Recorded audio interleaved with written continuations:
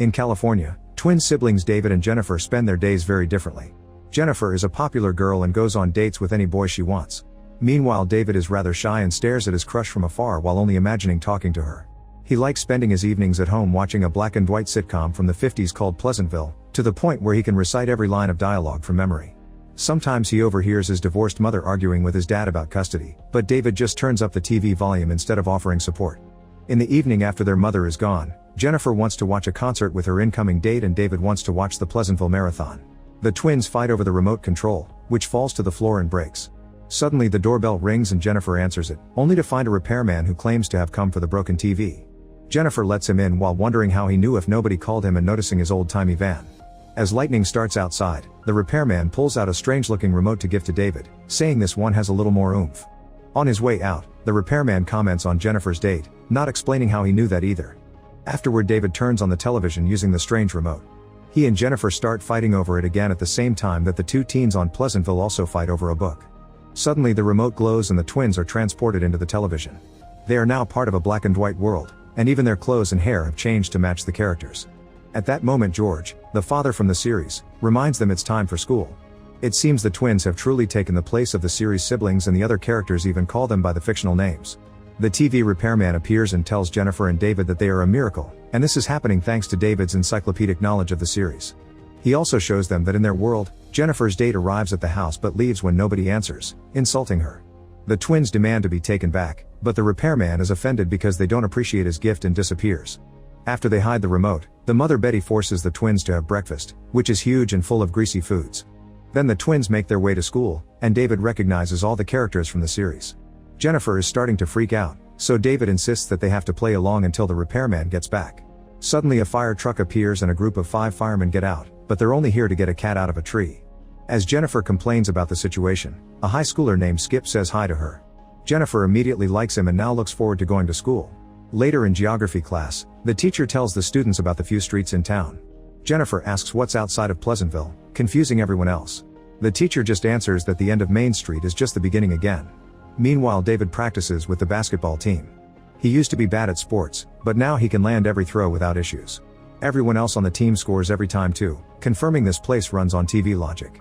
Then Skip approaches David to ask if he should ask Jennifer out. David recognizes this as the beginning of an episode and tells Skip that he should wait. Skip gets upset and fails his next shot, leaving everyone in shock. Realizing making out of character decisions may ruin this world, David rushes to tell Jennifer to go out with Skip. In return, Jennifer shares how weird her day has been. All the books are empty, and when she tries to light a tissue on fire, it doesn't burn. This explains why the firemen only rescue cats here. At that moment, Jennifer's giggling friends come to tell her that Skip is planning to ask her out and give her his pin, and Jennifer finally agrees to play along. Later at home, Jennifer dresses for her date with Skip and comments on the conservative clothes.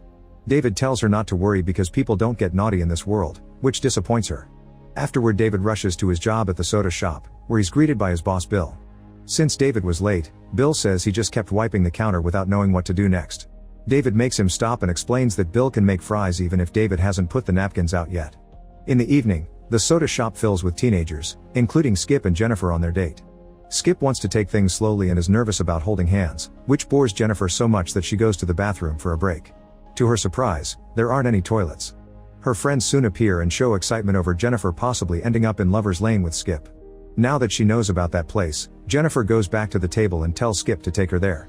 The couple leaves in Skip's car and David immediately guesses his sister's naughty intentions, so he tries to stop them to no avail. At Lover's Lane, Jennifer hits on a very nervous Skip and convinces him to do the dirty. Skip is very confused because his body never behaved like that before, so Jennifer has to explain it's normal and finally manages to give him his first time. Meanwhile, Bill shows up at David's home to tell him that he closed up the shop all by himself, which he never did before. Bill starts sharing how proud he is of being spontaneous for a change, but he freezes when Betty passes by and says hi. It's clear they're both attracted to each other. Later, Skip drops Jennifer at her house and David worries about how changed he looks. As he leaves, Skip is shocked to see a rose in the garden is actually red.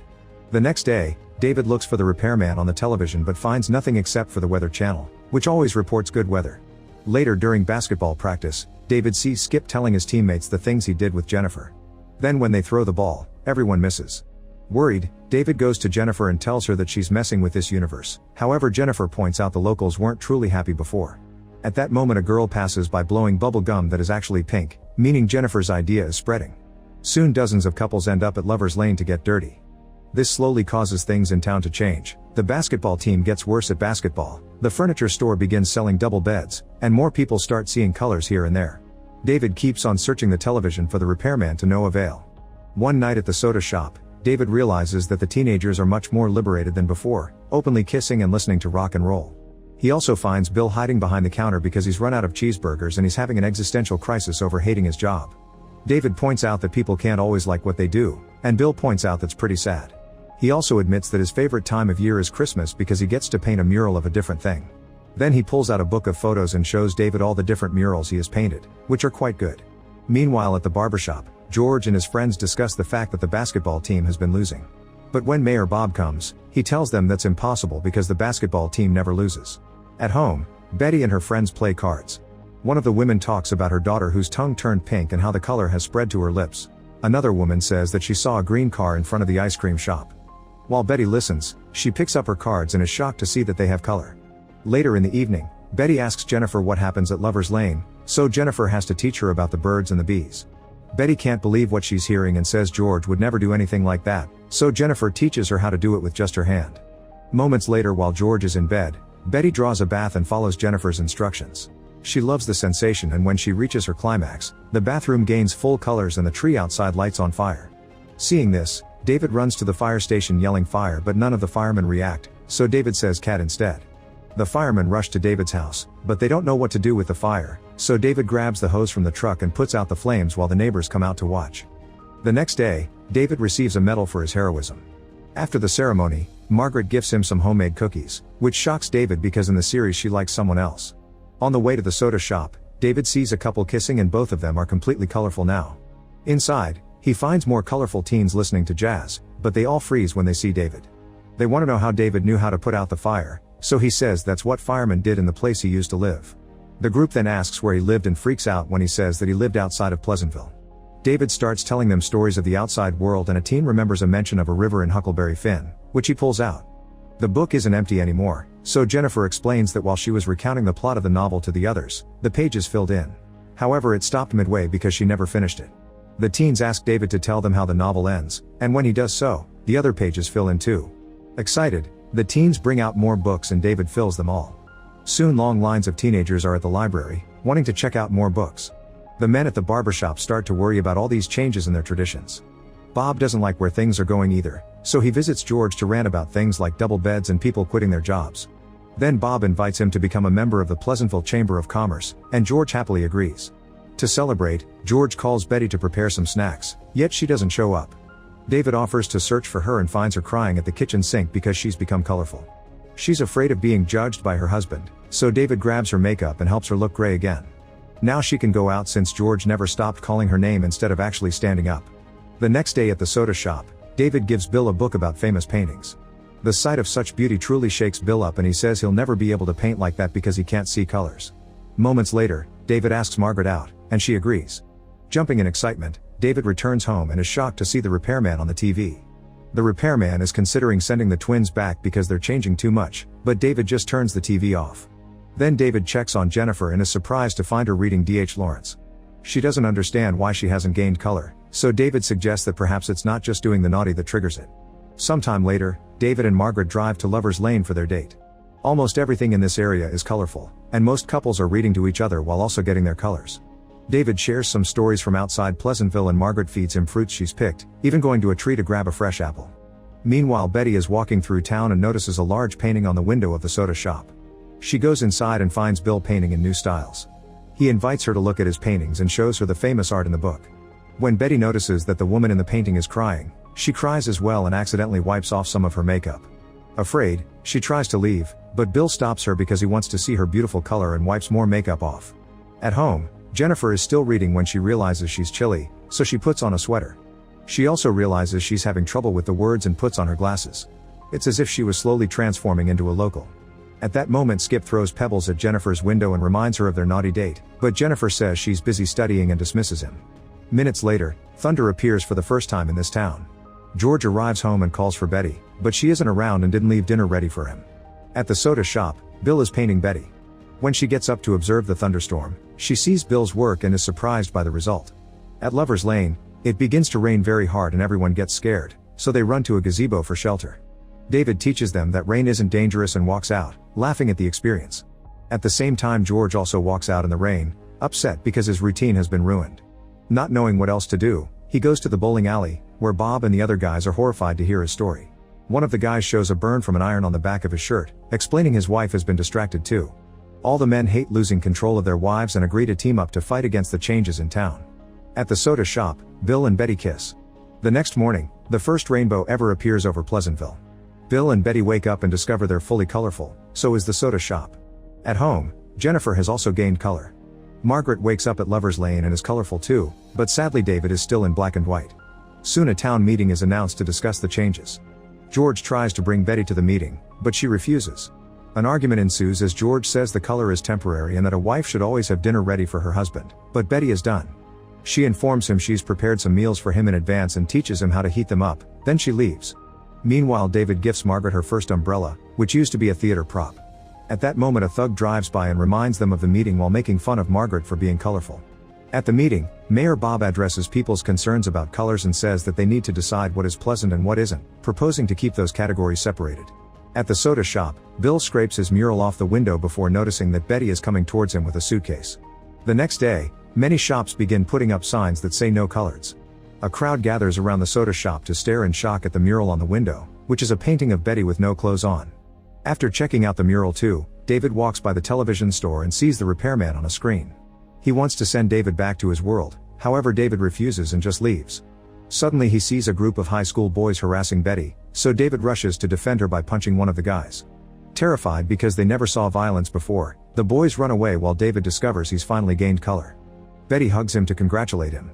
Back at the mural, the crowd is shouting angrily and a man throws a rock through the window, breaking it. The crowd cheers and the need for violence spreads, so more people start attacking the shop. At first it's just the front, but soon they go inside and start destroying all the furniture, supplies, and other paintings. That night, the Grays start burning books in protest. Skip wants to burn Jennifer's book, but she snatches it out of his hands and runs away. She bumps into David and the girls, and together they go to the soda shop where they find Bill tidying up. The group immediately volunteers to help him. Soon Bob holds another meeting at town hall, telling the citizens that they need to set a code of conduct for the town. Later David reads the new rules to the colorful people at the soda shop. The rules put a stop to vandalism and urge courteous treatment, but also announce the closing of Lover's Lane and the public library. Things like rock and jazz music, umbrellas, big beds, and colorful paint are forbidden. Everyone is upset and afraid to turn on the jukebox, but David turns it on anyway and reminds everyone to fight for their rights. That night, all the colorful people sleep at the soda shop. David promises Bill he'll paint again, and they get an idea the next day. The newspaper boy is surprised to find David and Bill sleeping underneath a colored mural that depicts various prohibitions in the town, like couples kissing and books burning. A crowd soon forms to voice their disapproval, causing David and Bill to get arrested. Sometime later, George visits David in jail while eating cocktail olives right from the jar. He explains that Betty left 3 days ago and that he can't tell what day it is because his routine was broken. George wonders what went wrong and David says nothing, it's just that people change. At David and Bill's trial, they are charged with the intentional use of prohibited paint colors. David asks for a lawyer, but Bob says they aren't using one to keep things pleasant. Furious, David starts a speech about the important things in life, pointing out that there's no difference between the black and white people and the colorful people. David asks George if he misses something else besides the cleaning and cooking, making him look at his wife. Crying, George stares at Betty and admits she looks the most beautiful he ever saw her, causing him to gain color. As David continues to talk about the importance of expressing feelings, other people in the courthouse turn colorful as well. Bob gets angry, but David just taunts him until he snaps and gains color too. Everyone gasps and Betty gives David a mirror so Bob can face the truth. As a horrified Bob runs away, a person tells everyone in the courtroom to come out. The crowd rushes to the street and are pleasantly surprised to see the whole town is now full of bright colors. After Margaret kisses David, he wanders to the television store and sees they're finally showing images of the outside world, also in color. Later, Jennifer tells David that she's going to stay in this world for a while, hoping she can go to college here. David promises to come back and check on her soon, then they hug. After Jennifer leaves on a bus, David goes home and Margaret asks him to never forget about her while giving him a sandwich. Betty gifts him a cardigan and says she's proud of him. Then the women watch David use the remote to finally go back to his world. Back in his living room, the Pleasantville Marathon is about to start, but David turns the TV off and goes to check on his mom, who is crying in the kitchen. She shares her worries and David offers some advice, shocking her with how smart he's become. In Pleasantville, life is now colorful and changeable. Betty and George sit on a bench discussing their future and Bill soon joins them. Make sure to subscribe and turn on notifications so you can watch more videos like this. Thanks for watching.